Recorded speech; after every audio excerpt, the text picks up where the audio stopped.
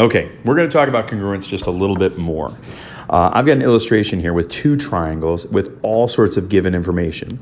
It's given that this angle is a right angle and so is this one. It's given that this side is congruent to this side. It's given that this angle is congruent to this angle. And it's given that this side is congruent to this side. So there's all sorts of given information here. And the question is, with that given information, can we prove that these two triangles are congruent? Remember, we said if two triangles were congruent, then they had congruent corresponding parts.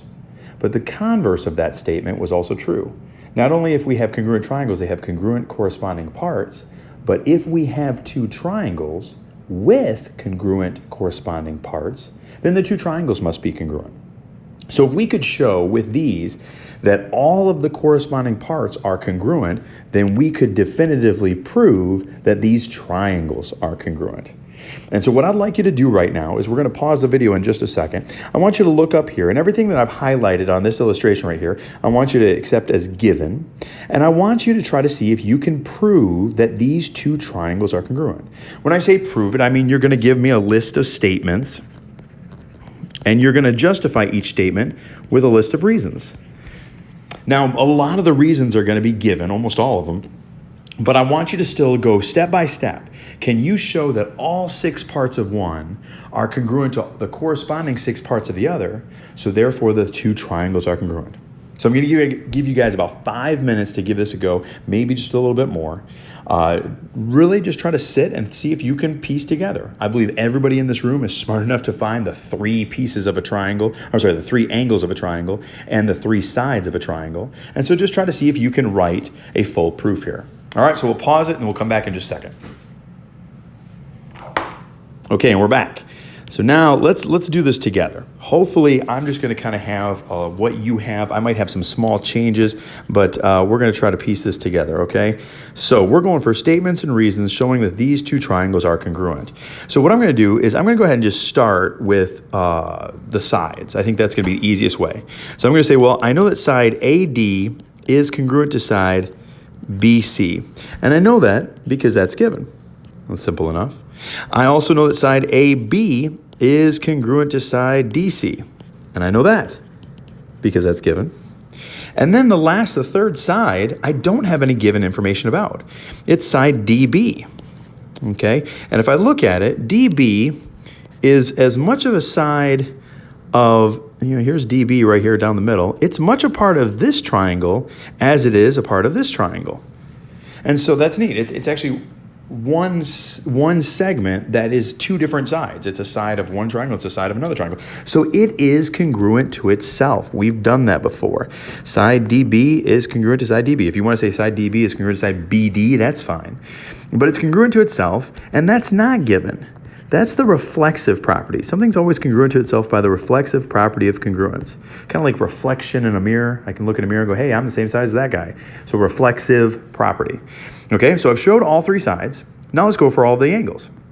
Okay, now some of these I can use one letter, like angle C and angle A, but some of them I can't. I can't say angle B because there's too many angles happening at B. So remember, to name an angle, you start out on one leg, come back to the corner, and go out the other leg. So like right here, this big right angle right here would be angle ABC. Okay, but that's not the angle in any triangle. I might want the angle like angle ABD or angle DBC, okay? The middle letter is always the corner. So let's show all 3 angles are congruent. So I'm going to start by saying, well, I know, you might want to start with, let's say angle A and angle C. So I say angle A and angle C, well, what is given about them? It's given that they're right angles. That's given. And then I can say that angle A is congruent to angle C because all right angles are congruent.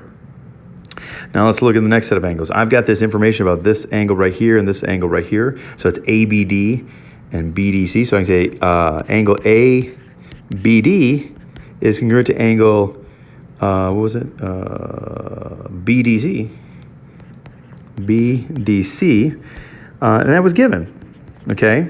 But I don't have any information about this angle up here and this angle down here. But I know that 2 angles of one triangle are congruent to 2 angles of another triangle, so therefore the third angles must be congruent. So I can say that angle ADB is congruent to angle, what's the other one? DBC. DBC.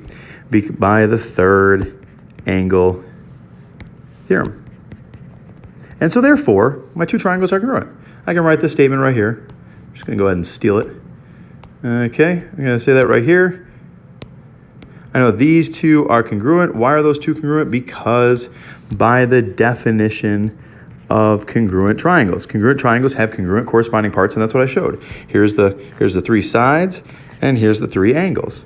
So if all three sides are congruent to all three sides, and all three angles are congruent to all three angles, then the two triangles are congruent by the definition of congruent triangles. Okay, hopefully that's something very similar to what you had. Now, I have great news. As you look at this proof, you can realize that this is a relatively long proof. We had 1, 2, 3, 4, 5, 6, 7, 8 steps. Okay? And so I have great news. Today, what we're going to do is I'm going to introduce real quickly and briefly two shortcuts, two major shortcuts. Okay? And so we're going to start right here. Yesterday in class, if you were there yesterday, but you all weren't, I took three small sticks that looked something like these right here. And I had three other sticks that were the exact same length as them, like something like right here. And I sat them on a desk, and what I did is I said, okay, I want to try to I created a triangle out of these three right here. And I said I was going to try to be as creative as possible and make a triangle out of those three. And then I said, my goal was to be really creative and make a completely different triangle out of these three. Now, unfortunately, these images, I can't really manipulate them very well on here without changing the lengths very easily on here. But with the sticks that were sitting on the desk, I couldn't change the lengths of those. But what ended up happening was, as I said, okay, I'm going to take that long side, and then I'm going to take the shorter side, and I'm going to take that medium length side. And then on the other one, I said, okay, I'm going to take that long side, and I'm going to take that short side, and I'm going to take that medium side. What ended up happening was I created two triangles that were virtually identical. And it didn't matter how much I spun it around, how much I switched the parts, they kept being the same. They kept being congruent. And so that showed me that if I had a situation where this side's congruent to this side's congruent to this side, and this side right here is congruent to this side right here, when I made a triangle out of them, they had to be congruent. The angles kind of took care of themselves. If three sides of one triangle were congruent to three sides of the other triangle, then the two triangles were congruent. Okay? If three sides of one were congruent to three sides of the other, then the two triangles were congruent. That's how it worked out. And that's a great new shortcut. Okay? And so we're going to write that down. This is called the side postulate. You can also abbreviate it as SSS, which, man, that's a great abbreviation. So this is the side postulate. The side postulate says if three sides of one triangle are congruent to three sides of another triangle, then the triangles are congruent. If three sides of one triangle are congruent to the three sides of another triangle, then the triangles are congruent. Make sure, I'm not talking about the three sides of one all being congruent like an equilateral triangle. I'm saying if the three of this one are congruent to the three of that one, then the two triangles are congruent. This is awesome. This is a huge shortcut, because think about how much shorter this proof would have been. We wouldn't have had to worry about any of these angles right here. We could have just done just this part and gotten all the way to the end. And so that's what we're going to do right now. I've got a new illustration, and it's right here. And our job is to prove that these two triangles, triangle AMX and triangle AMY, are congruent. All right. In the picture, what we have here is we've got that side AX is congruent to side AY. And that M right here is the midpoint along this segment. And so I asked people yesterday, I said, well, what does midpoint mean? And they said the middle or the center.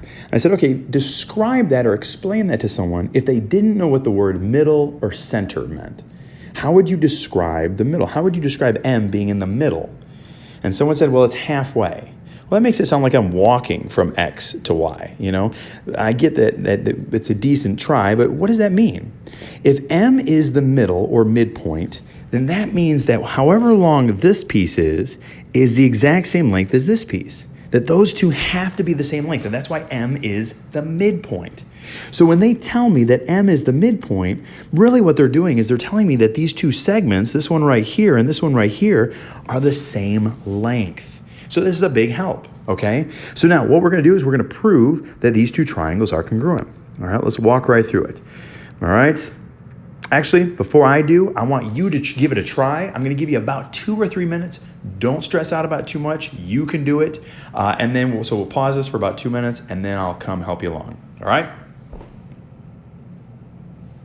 Okay, and we're back. So let's do this. This is really quick and easy because we're going to use this side postulate. We're going to show that 3 sides of one are congruent to 3 sides of the other. So I'm going to have a list of statements, and I'm going to have a list of reasons. And so let's get going. Easy one to start with is I know that segment AY is congruent to segment AX. And that was given. Nice. Then I know that segment XM is congruent to segment MY. And that would be because that's what a midpoint is. That would be the definition of midpoint.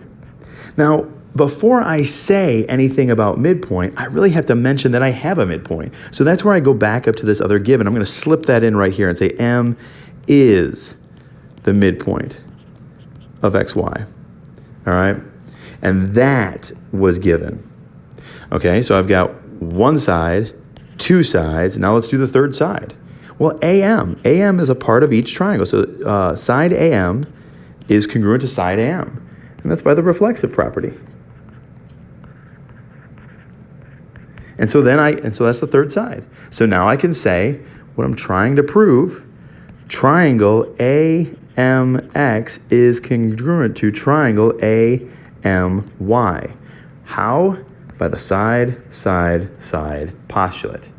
And it's that simple. Okay, this proof is that short and easy, and that's pretty awesome. Okay, so we're going to talk about one more shortcut before we end, for the day. And the last shortcut, again, I did this little bit of an experiment in front of everybody where I took one stick and then another stick, and I tried to hold this angle right here constant. I put the sticks between my fingers, and I tried to hold that. And then what I did was I grabbed the other sticks that were the same length, and I tried to hold that angle constant. And what happened is that no matter how I twisted or turned this, now you can see this is kind of changing sides as I manipulate it here. Now, no matter how I twisted or turned it, what was left, this piece right here, had to be the same length as this piece right here. As long as these sides don't change length, and as long as this angle doesn't open or close any, then what's left has got to be the same size. And we were able to kind of look at this. This piece had to be the same size as this piece. And so I'm sorry that this is such a brief explanation with not a whole lot of illustration, but what we found was that if you had a side congruent to a side and another side congruent to another side, and the angle in between them, also known as the included angle. So if you had 2 sides and the included angle of one triangle were congruent to 2 sides and the included angle of the other triangle, then the 2 triangles were congruent. So this was another postulate, okay? We called this, let me kind of get these a little bit over here. This was it's called side angle side postulate. The side angle side postulate, okay? So basically the side angle side postulate is really easy. If 2 sides, and this is the important part, and the included angle, it can't just be some angle, it's gotta be the angle in between those 2 sides. If 2 sides and the included angle of one triangle are congruent to 2 sides and the included angle of another triangle, then what? Then the triangles are congruent. So the side angle side postulate, which could be abbreviated SAS, if two sides in an included angle of one triangle are congruent to two sides in the included angle of another triangle, then the two triangles are congruent. So this shows us even another shortcut, okay? And this is really exciting. We have another shortcut where we only need three parts. We would need side, angle, and then side, okay? And so that makes our proofs way shorter. Think about that top proof, how easily we could have done that. We could have just shown, we could have shown that this side is congruent to itself, this side is congruent to this side, and the angle in between them, the included angle is congruent. And that by side, angle, side, that would have been enough to prove that those two triangles are congruent. And so that proof would have been way shorter. All right, so that's pretty exciting. So we've got this idea called the side angle side postulate. Now, I'm getting ready to get you started on your homework. And so what you're going to do, the last thing for today, is you're going to do something that's very similar to what's on your homework. A lot of your homework has illustrations of two triangles that look congruent. The triangles look congruent, but it doesn't matter what they look like. It matters what you can prove. It doesn't matter that they look congruent. You got to be able to know that they're congruent. And so you've got illustrations that look like these four illustrations that I have right here. And your job is to say, are the two triangles congruent? Or the directions ask, are the two triangles congruent? And you have one of three answers. You say yes by side, side, side, yes by side, angle, side, or no, not enough information. Okay? Those are your three possibilities. Yes, they're congruent by side, side, side.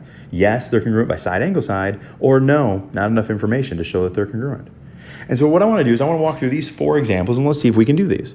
We're going to pause the video for just a second. I want you to look at the board and I want you to try to figure out which one of those three answers you would put.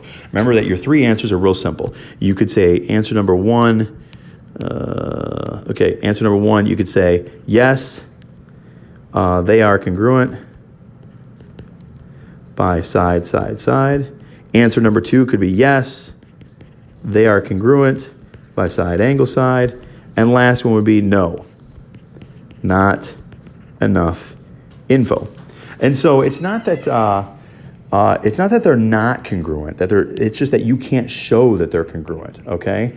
And so now what I want you, I'm spelling enough wrong, E-N-O-U-G-H, there we go, not enough info.